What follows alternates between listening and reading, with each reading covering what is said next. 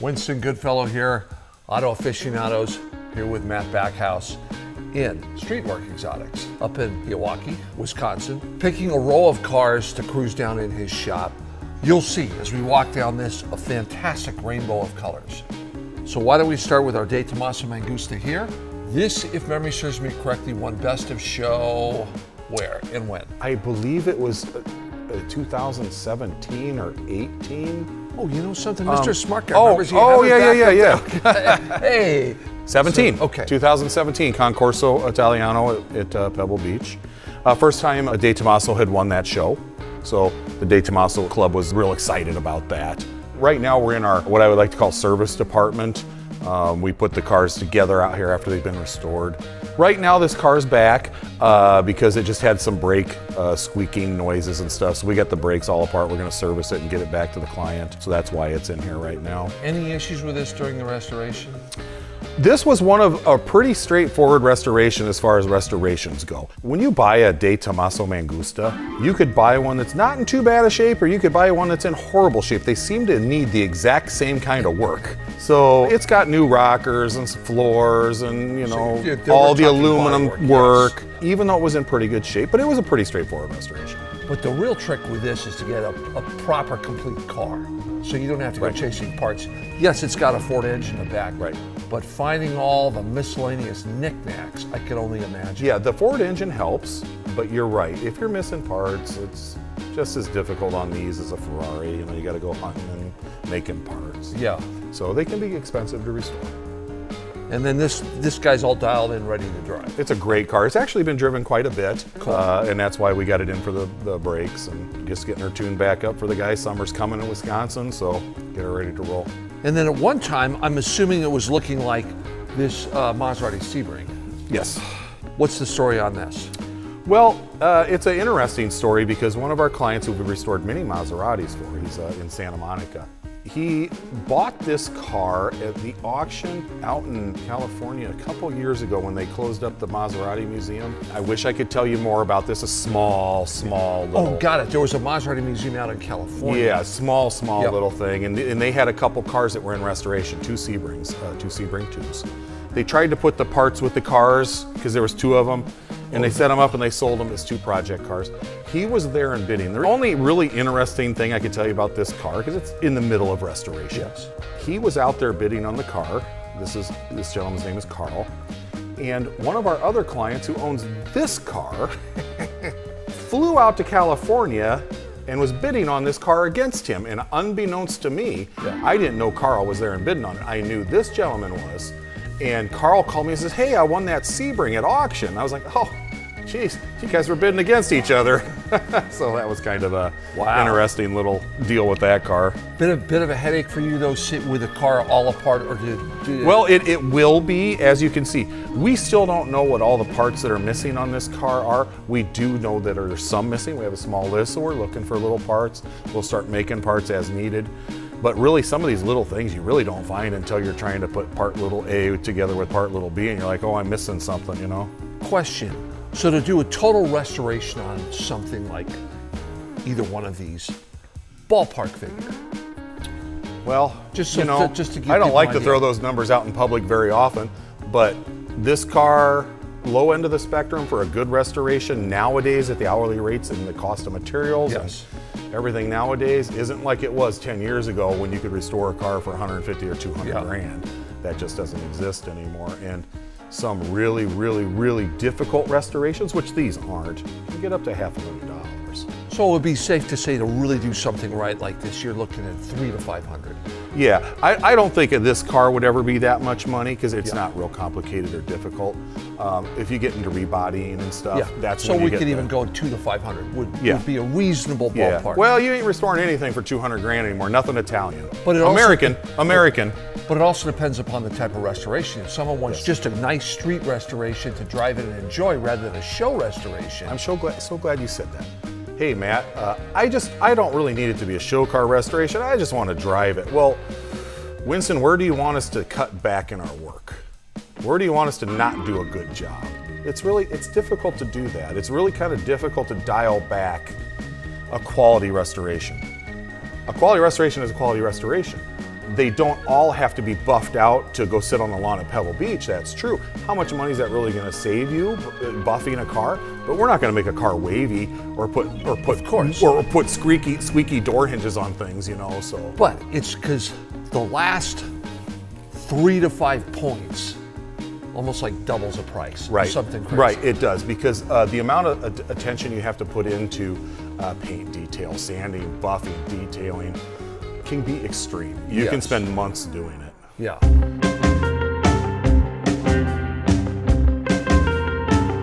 Bingo, Maserati Bora. I mean, it's funny, I'm not even recognizing these wheels because I normally see that. Like They are an aftermarket wheel on that car. Okay, thank you. From a different model Maserati. This car, nice car. Unfortunately, the owner of this car, he's a local gentleman. He was taking this car out and driving, it was breaking down on him every time he took it out. Oh boy. And he was like, I can't take it anymore. Can you guys see what's going on with this car? And so we brought it in. We found a bunch of wiring issues and electrical issues all over the car. Yeah. So they got in there and fixed that. The distributor wasn't working properly, so it wouldn't run and idle right. And there's just a lot of issues. And now the hydraulic reservoirs are leaking and the master cylinder's leaking and all those little Citroen components. Yes. They're getting rebuilt and then it'll get replaced in the car. And then this whole car will hopefully be back out on the road this summer again for the gentleman. Awesome. Do us a favor, take off the American bumpers. Put the Euros Not on there. real attractive. Oh, it still looks good though. Oh yes. Yeah. Nice But Giugiaro yeah, piece of you work. can't yes. beat you can't beat the Euro bumper on those. They're so good looking. Oh yes, totally agree. Totally Right. cleans up the car. Interesting because Giugiaro design, Giorgetto Giugiaro design, 1971. A few of them in a row here, yeah. Yeah, going to another Giugiaro design from 1963 to 65 on the Ciso Grifo, Right. This is a car we restored. What year was the ESO class at Pebble? 2021. Okay, all right. So we restored this car in 2020, and we won an award at Pebble Beach with this one in the ESO class, taking second to the prototype A3L. Yep. It's back because we're going to get it all into show detail because it's going out to Monterey again this year to show at the Quail and then The at Giugiaro Concourse. class. At the Yes. Giugiaro class, yeah. Yeah, lovely piece. Great So we're colors kind of on just it. getting her all show prepped up for the gentleman. And But if I'm remembering correctly, you guys did a lot of metal work on this car because it had the wrong nose on it. In this car's history, it was wrecked, probably back in the 70s or 80s. Probably 70s because whoever had the car at the time was able to get a Series 2 nose from so with ESO. the covered headlights, yes. Yeah, and they put that on the car. However, everybody knew it was incorrect. And so when this gentleman restored the car, we had to reconstruct a new nose from him. And when we get back in the metal shop, we actually have a buck for ESO Grifo noses. I'll show you. It's hanging on Perfect. the wall. Awesome. And that's how we constructed the front end of this car. And then this one has the Chevy small block in it. This one's got the 427 in it. Yep. Same owner owns both these cars. This particular car, it had the wrong motor. It had a 454 in it. He had it in a shop out in California. I'm not really sure why he pulled it from there and sent it here. I never really asked him. But he was happy with what we did here.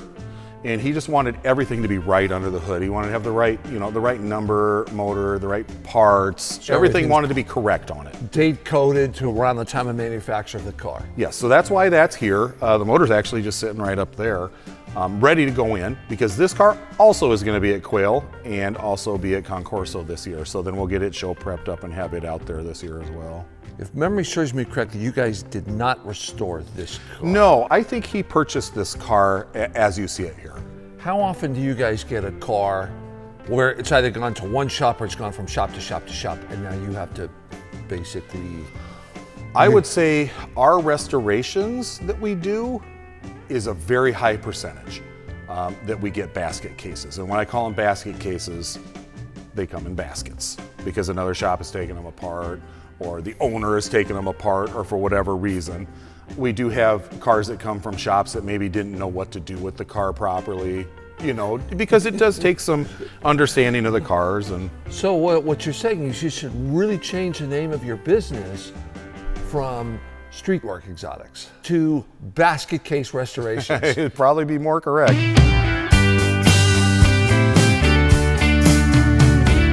So now we've got another Mangusta. Fascinating seeing an orange and the yellow, but this is classics, late 60s colors. Yes, and it's fabulous with the white interior. Yes. I think we're going to be playing with this guy tomorrow. This will be in your Giugiaro class this year at the Quail as well. Awesome. I'm looking forward to seeing this mother out on the road. Yeah, and it's a great car. It's just finishing up restoration, actually. How long did that take? The restoration? This car's been here for a few years. The owner, kind of a nonchalant restoration, Yeah. I don't need the car, take your time. And then there's some guys that they just pay as their cash flow allows. Not this guy, he's got all the money in the world, but he's also got a lot of cars. So he's not sitting there waiting for this car. Nice problem to have. And then we move along to basically same period, entirely different type of machine. Lamborghini Solero S. I had one of these back in the day as my only car. This is a fantastic driver. And this thing, the colors on this are stupendous. Total Fabulous. restoration done by you guys? Yes. This car was purchased from Goldwing Motor Cars in, I believe they're in Pennsylvania. Yeah, down the East Coast. Yeah, somewhere. somewhere, yeah, out there. And it was in rough shape. It was bad. And it took lots and lots of coach work. It's one of the very few S models. He was able to pick out his colors. This is the Pinot Verde. There was a couple Lamborghinis that were painted in this Pinot Verde. I believe the original prototype for the 350 GT was in Pinot Verde, if I'm not mistaken. Okay, because now we're talking, you're talking production prototype or prototype. Yeah. And now we're going off down geek way. But anyway, a few production cars were made in this color.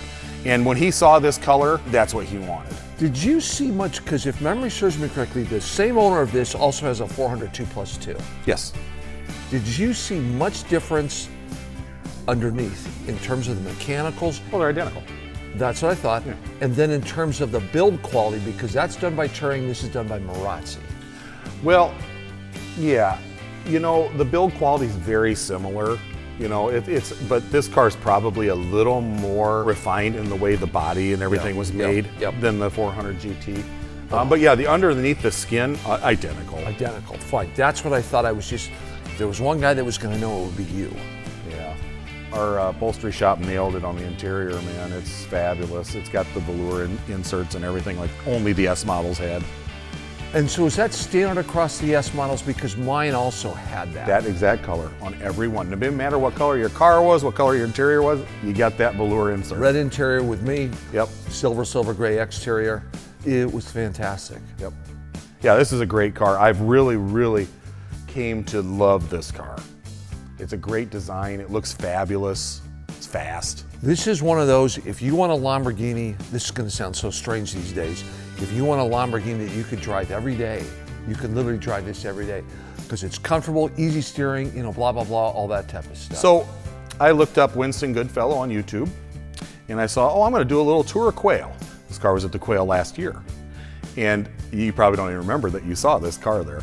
No, but you did a little thing on this car. And you're like, I had a car that I drove as an everyday driver and blah, blah, blah. And Yeah. that's what you were saying about Oh, yes. Right here, Lamborghini Solero GTS. I had one of those. That was my only set of wheels. I have to admit, between 350, 400, 402 plus 2 in the Solero, I'll take this. I like the looks. And it just has, because it had been in production basically for 5-6 years, it has that much more refinement with it. If we move along here, now we're getting to a real railbird. That's one of 100. This is one of 3, this Yep. Maserati. Yep. So am I correct in understanding that this car was originally ordered by a Saudi prince? That's my understanding, yep. The first one was obviously made for the Shah of Of course, Iran. yep. A couple other people were like, well, if he can get one, I should be able to get one too. And so that's my understanding. And then this one got traded hands a few times. It went back to Maserati. It was owned by the Maserati family for a while. Adolfo Orsi, does that So sound right? the Orsi family owned Maserati. Yeah. And he had the car for a while, and it moved around a lot, and it went to different shows. And the current owner, he bought this car at auction about a year ago. We just started on this car. It just got into production about a month ago. All we've done so far is disassemble the car. It's a complete restoration. And this is what we have underneath. The car is actually in pretty good shape as far as what we see usually. The body's very beat up, but it's not rusty. The mechanicals were in pretty good shape, but needing attention. So we're hoping to have this one done for next year's Monterey Week. That's probably a realistic timetable. But it's just, oh man, when you start getting into, old 4-cam Maserati V8s and all that type of stuff. Well, the nice thing here is we're back here getting the body and paint work ready. We'll do all the coach work on it if it needs it, and it will need a little bit, not much. We'll straighten all the metal out, and we'll get it over there and we'll get it painted. While we're doing that, they're out there doing that. Yes. They'll meet at the end out there in the front. So we're not gonna like, oh, I'm restoring this, and then when I'm done with this, I'll go work on the motor. I'll be curious to see what colors it ends up. Because this is kind of an We'll keep it a interesting- secret then. You know, well, when you look at the shape of this could be a little tricky with colors, but that's kind of a fun challenge. Yep. All right, so bang, then we go to Jag SS100. Yeah, one of the only pre-war cars we've done. A local gentleman owns this car who has quite a few cars. He was having some difficulties with another shop. Not that their ability or anything like that, but just kind of their ability to get it in their schedule and get it done. It had been languishing. Matt, for me, has always been a strong point of your guys' shop. Because I think this is say I've heard that line before, but you guys get things done on time. Yeah, when he bought this Maserati back here, well, we can restore the car in 18 to 24 months. That's not difficult. But when can we start on the car? You know, because Yes. we do have a work log. So, Yes. so we have to be realistic with the clients when they get a hold of us. Well, when can you do the car? Well, we can get it in the schedule here, and once it's in schedule, we don't want to stop. So we have to kind of get all our ducks in a row, make sure we have a client that's on the same page Yes. as us. Yep. Because we don't want anybody to have surprises, the client or us, and then so it all meets together at the end. Talk to us about what looks to be the porcupine finish. Well, we had to make a lot of the fenders on this car. That's how it came to us. The other shop was trying to coach the fenders. We essentially got them in pieces, and we had to finish it. Now, what those are just a temporary fastener. Underneath here is like a stiffener plate that goes underneath here that helps stiffen it up. It's being held in there right now with this instead of rivets. When we're done, that'll be rivets. Got And it. that's original. And they're holding on the little trim strips on the quarter panel too. So we just got a little tool, you just grab that, pops that out of there, and then you don't have to put the permanent fastener in there. Boy, I'll tell you to get that fender line right. We spent some time on that. A lot of pictures, a lot of back and forth with the client. This gentleman is local. He likes to come over here and look at it. That's helpful. He likes to come over here and look at it and say, oh, you know, I think that should be a little more round up here, or this should be a little bit wider. And okay, fine, we'll do it, you know. That's the dude's writing the check. Right. It's how high would you like us to jump? Exactly. Got to get it right. This is done in coach shop. If it wasn't, this would just be raw aluminum. That's why it's got the epoxy primer on it now, because it's going to metal shop to get ready for paint. Yep. Or paint shop to get ready. And hopefully we'll have this car painted, and I don't know 100% sure if we're going to get it running for him or not. That's still kind of up in the air, but we'll do the upholstery work and, you know, get the top all sorted out for him. And this car will be out of here before fall.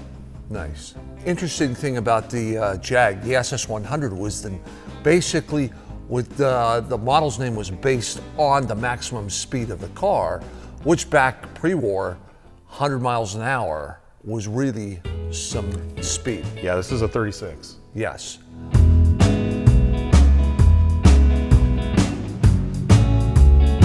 I'm seeing a nose poking around the corner here. Another Mazda, Mexico. Right. Yeah, and that came from another shop. You were asking about that earlier. Yes. But not a restoration shop, a collision repair shop had it. Ooh. Yeah, the gentleman, so it had really bad work in it. We had to remake all the bottom of the car here because it was just filled with Bondo and all kinds of stuff. So we're just trying to get all that sorted out.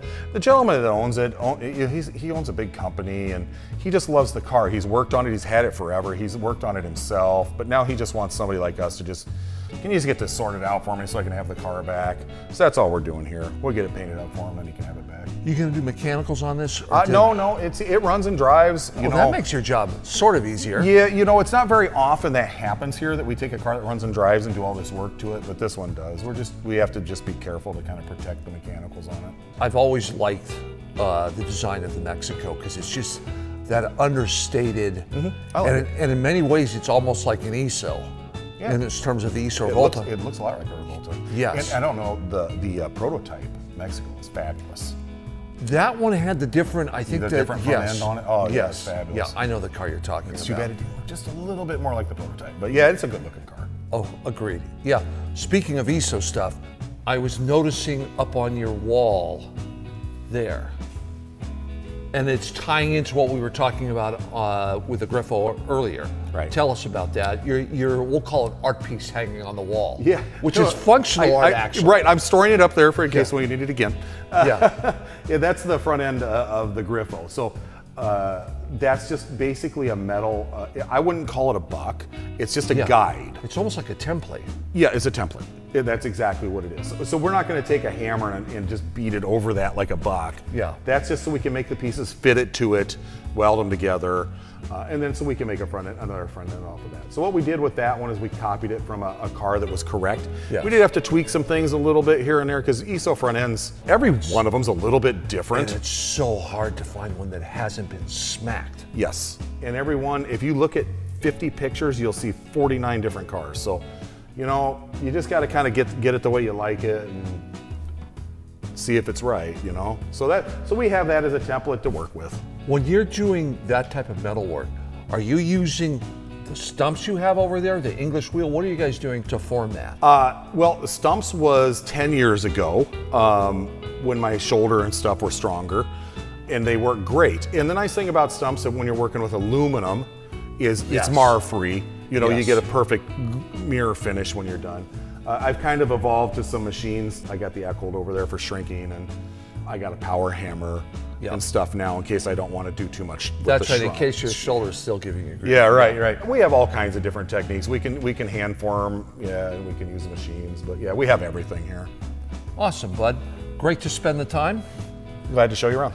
And for those of you aficionados looking for a good restoration shop, Streetwork Exotics, Pewaukee, Wisconsin. Good guy to talk to. We'll see you on the road.